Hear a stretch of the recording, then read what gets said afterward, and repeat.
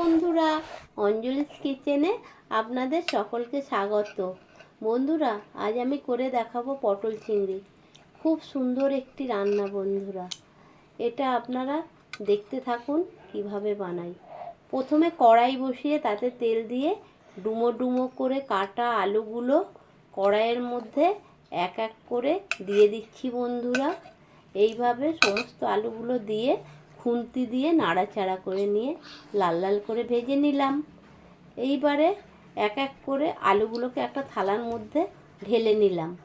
তারপরে আবারও কড়াই বসিয়ে তাতে পরিমাণ মতো সরিষার তেল দিয়ে নুন হলুদ মাখিয়ে রাখা চিংড়িগুলো কড়াইয়ের মধ্যে দিয়ে দিলাম ভাজার জন্য। এইভাবে চারিদিকে ছড়িয়ে দিলাম, দিয়ে এইবারে খুন্তি দিয়ে লাল লাল করে বেশ মাছগুলোকেও ভেজে নিলাম। ভেজে নিয়ে একটা জায়গার মধ্যে তুলে রাখলাম। আবারও কড়াই বসিয়ে তার মধ্যে পরিমাণ মতো সরিষার তেল দিলাম। সরিষার তেল দিয়ে তারপরে কিছু শুকনো লঙ্কা ফাটিয়ে দিলাম। শুকনো লঙ্কা ফাটিয়ে দিয়ে বন্ধুরা গোটা জিরে দিয়ে দিলাম। গোটা জিরেটা আর শুকনো লঙ্কাটা ভালো করে ভাজা ভাজা করে নিলাম। এইবারে এর মধ্যে দিয়ে দিলাম কোচানো পেঁয়াজ। কোচানো পেঁয়াজ দিয়ে লাল লাল করে ভাজা ভাজা করে নিচ্ছি বন্ধুরা। এইবারে এর মধ্যে দিয়ে দিলাম পরিমাণ মতো লবণ। লবণ দিয়ে তারপরে দিলাম কোচানো টমেটো। টমেটো, লবণ, পেঁয়াজ একসঙ্গে সব নেড়ে চেড়ে ভালো ভালো করে ভাজা ভাজা করে নিচ্ছি। এরপরে দিয়ে দিলাম হলুদ গুঁড়ো।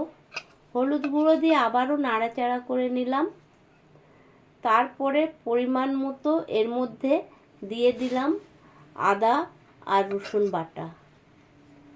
আদা রসুন বাটা দিয়ে ভালো করে খুন্তি দিয়ে এইভাবে নাড়াচাড়া করে নিলাম। নাড়াচাড়া করে ভাজা ভাজা করে নিলাম। ভাজা ভাজা করে নিয়ে এরপরে এর মধ্যে দিয়ে দেব লঙ্কা গুঁড়ো।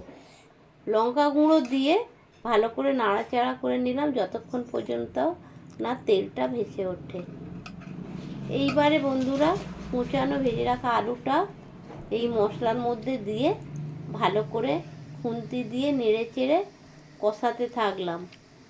এটা বেশ যত কষাবেন বন্ধুরা তত তরকারির স্বাদ বাড়বে।